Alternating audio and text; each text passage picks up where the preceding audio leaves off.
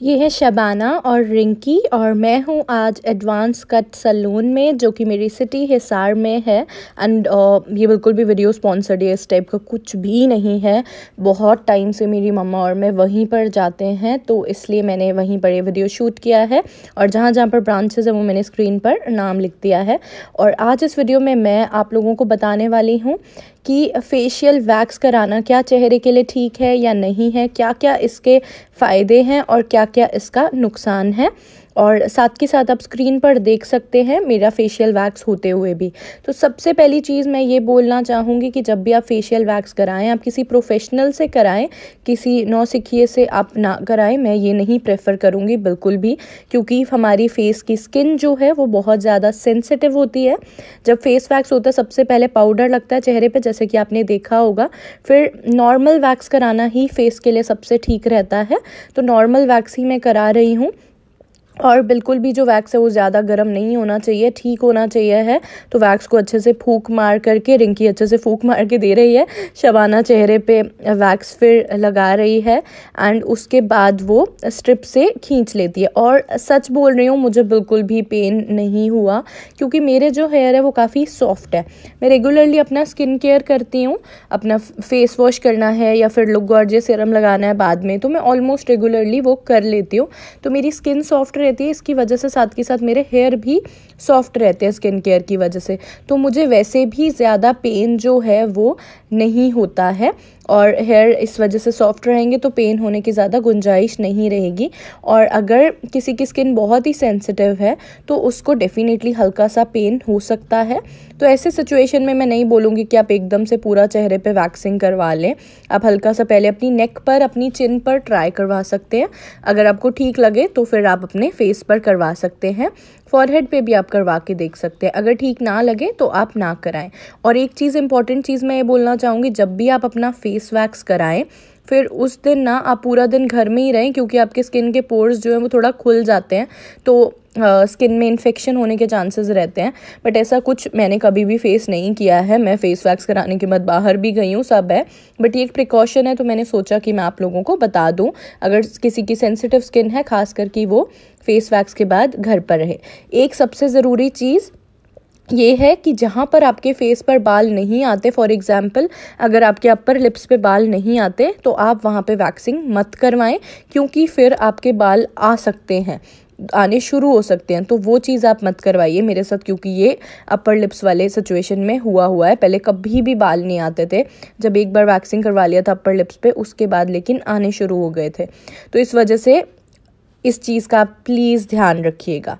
अच्छा, और face wax करवाने में लगभग 10 मिनट लग जाते हैं। और बाकी इससे ना तो मुझे कोई पेन हुआ, ना ही ऐसा कुछ हुआ। पोर्स खुल जाते हैं, इसलिए बाद में पैक लगाना ज़रूरी होता है। अगर वो नहीं लगा के देते पार्लर वाले आपको, तो आप घर जाके अपना होममेड फेस पैक बना करके भी लगा सकते हैं। फेस वैक्स के फ़ायदे क्या हैं? जब फेस वैक्सिंग करवाती हूँ मैं, उसके बाद मेरी ग्रोथ जो है कम हो जाती है। 15-20 दिन तक तो बाल आने के चांसेस ही नहीं रहते। और धीरे धीरे मैंने रेगुलरली फेस वैक्सिंग जब मैं कराने लगी थी, उसके बाद मेरे चेहरे पर बाल इतने कम आने लग गए थे कि मुझे अब फेस वैक्स बहुत कम करवाना पड़ता है। 2-3 महीने में सिर्फ एक बार करवाना पड़ता है।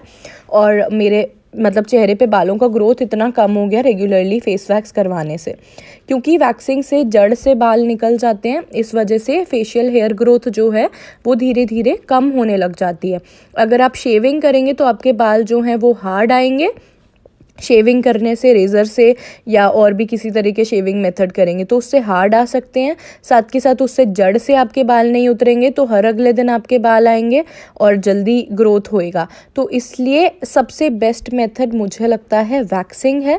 और फेस पर क्रीम्स वगैरह लगाएंगे अगर आप वीट टाइप की या कुछ, तो उससे आपका चेहरा काला होगा। वैक्सिंग से ना तो चेहरा काला होता है, इनफैक्ट चेहरा गोरा होता है। इसीलिए यहाँ पे आप देखेंगे स्क्रीन पे मैं अपनी नाक की भी वैक्सिंग करा रही हूँ। नाक पर फेशियल हेयर तो आएंगे ही नहीं, बाल आते ही नहीं है नाक के ऊपर। पर वैक्सिंग से मेरी जो टैनिंग है, जो भी मतलब ब्लैक हेड्स हैं, वाइट हेड्स हैं, वो सब निकल जाएंगे मेरी नाक से। तो ब्लैक हेड्स, वाइट हेड्स निकालने के लिए भी वैक्सिंग बहुत ज़्यादा प्रेफरेबल रहती है। स्किन मेरी एकदम से अच्छे से, आप देख सकते हैं इस टाइम बिल्कुल क्लीन और अच्छे से साफ़ हो चुकी है। ठीक है। वैक्सिंग करने के बाद आप मेरे चेहरे पर क्या कर रहे हो, मैं ऐसा शबाना से पूछ रही हूँ। तो वो मुझे जवाब दे रही है कि मैं नॉर्मल टिश्यू पर पानी लगा करके आपके चेहरे से वैक्स को क्लीन कर रही हूँ। कोई भी वैक्स का पार्टिकल जो है वो चेहरे पे रह ना जाए, ताकि बाद में चेहरे को कोई तकलीफ़ ना दे। तो उसको क्लीन करना जो है वो बहुत ज़्यादा ज़रूरी है। पोर्स खुल गए हैं वैक्सिंग करने के बाद, जो कि पहले ही मेरे पोर्स बहुत खुले हुए थे। तो अब उन पोर्स को बंद करना बहुत ज़रूरी है, ताकि कोई भी इन्फेक्शन वगैरह ना हो और अच्छे से चेहरे के पोर्स बंद रहें, सब मतलब ठीक रहे, चेहरा टाइट रहे। तो उसके लिए ये पैक लग रहा है मेरे चेहरे पर, और ये है हल्दी चंदन का कोई पैक। मेरा जो पर्सनल एक्सपीरियंस है उसके हिसाब से अगर मैं फेस वैक्स की बात करती हूँ, फेस की वैक्सिंग की बात करती हूँ, फेशियल हेयर की, तो सारे प्रोज़ ही प्रोज़ हैं, कोई भी कौन नहीं है, कोई भी नेगेटिव बात इसमें नहीं है। बहुत आसान है, बस ये है कि अच्छा इंसान कोई ढूंढ लो जो आपका अच्छे से कर देता है पार्लर में, जिसको थोड़ा प्रैक्टिस हो फेस वैक्स की। तो बस ये चीज़ है, और अदरवाइज़ बहुत सही रहता है। फेशियल हेयर ग्रोथ कम हो जाता है, फेस बहुत क्लीन लगता है, अच्छे से साफ़ हो जाता है, ब्लैक हेड्स वाइट हेड्स भी निकल जाते हैं, और बस सब सही रहता है। मुझे पर्सनली बहुत पसंद है फेस वैक्स करवाना, एंड कोई भी मेरे को साइड इफ़ेक्ट, कोई भी नेगेटिव चीज़ कभी फेस नहीं हुई है। आप मेरी मम्मा को देख सकते हैं, 57 ईयर्स उनकी एज है, एंड इनके स्किन अच्छी खासी साफ़ है, क्लियर है, ग्लोइंग है। ये भी फेस वैक्स करवाती हैं और बिल्कुल सही रहता है। तो कोई भी ऐसे नेगेटिव चीज़ हमारे साथ कभी हमने नहीं एक्सपीरियंस करी है फेस वैक्स की वजह से। तो जो लोग भी फेस वैक्स से डरते हैं, प्लीज़ वो डरना छोड़ दें, एंड एक बार ट्राई ज़रूर करवा के देखिए। आपको पसंद आएगी तो आप कंटिन्यू कर सकते हैं, एंड आपका धीरे धीरे चेहरे का फेशियल हेयर ग्रोथ जो है वो ख़त्म ही हो जाएगा। देखिए, मेरे पॉइंट ऑफ व्यू से तो कुछ नेगेटिव है नहीं, लेकिन फिर भी मैं कुछ नेगेटिव चीज़ें जो एसोसिएटेड होती हैं फेस वैक्स से वो आपको बता देती हूँ। सबसे पहली चीज़ तो ये है कि आपको किसी को ढूंढना पड़ेगा जो मतलब कर दे आपका फेस वैक्स अच्छे से, ठीक है। दूसरा चीज़ ये हो गया कि इससे कई बार किसी लोगों को थोड़ा सा फेस वैक्स से दर्द भी होता है, जो पर्सनली मुझे बिल्कुल भी नहीं होता है, बट किसी को वैक्सिंग से पेन होता है, तो इसलिए मैं इस चीज़ को मेंशन कर रही हूँ। और तीसरी जो चीज़ वो ये है कि आप एक दिन के लिए बंद जाते हैं, अपना घर पे ही रहिए, वही मैं प्रेफर करूँगी, ताकि आपके पोर्स में कोई भी इन्फेक्शन ना हो। बाकी आपने फेस पैक लगा ही लिया है तो उसके बाद आप बाहर जा सकते हैं, फिर आपको कोई प्रॉब्लम नहीं आएगी। तो बस मेरे हिसाब से यही चीज़ है, और मुझे नहीं लगता कुछ भी नेगेटिव चीज़ जो है इसके साथ एसोसिएटेड है। तो डेफ़िनेटली मैं रिकमेंड करती हूँ, आपके सामने ही है, मैं हमेशा से करवाती आई हूँ। किसी भी और मेथड के कंपैरेटिवली, चाहे वो शेविंग हो, चाहे वो कोई क्रीम लगा के फेशियल हेयर को रिमूव करना हो, या कुछ भी हो, बेस्ट मेथड जो मुझे पर्सनली लगता है वो है फेस की वैक्सिंग करवाना। इससे चेहरा चमक जाता है, बाल बहुत अच्छे से साफ़ हो जाते हैं। प्रोसेस तो बहुत सिंपल है, आपके सामने ही है। बाकी अगर आप खुद से सीखते हैं तो आप किसी से हेल्प ले करके सीखिए, सीधा अपने फेस पर मत ट्राई कीजिए। पहले वैक्सिंग को अपने हाथ पैर वगैरह पे करना सीखिए, और किसी की मदद के साथ होगा, एक सिंगल पर्सन नहीं कर सकता है, ज़्यादातर 2 लोग मिलकर ही करते हैं तो अच्छे से रहता है। और एक सिंगल पर्सन भी कर सकता है, ऐसा नहीं है कि नहीं कर सकता, बट अगर आप खुद से कर रहे हैं तो आपको किसी एक पर्सन की हेल्प की ज़रूरत तो पड़ने ही वाली है। नॉर्मल वैक्स आप यूज़ कर सकते हैं इसके लिए, ऐसा कुछ नहीं है कि आपको सिर्फ रीका वैक्स करना पड़ेगा या ऐसा कुछ है महंगा वाला जो आता है वो नहीं, उसकी कोई ऐसी ज़रूरत नहीं है। आप नॉर्मल वैक्स करवा सकते हैं। मुझे नॉर्मल वैक्स ही अच्छे से सूट करती है तो मैं वही कराती हूँ, बट मैंने रीका वैक्स, चॉकलेट वैक्स ये भी ट्राई किए हुए हैं।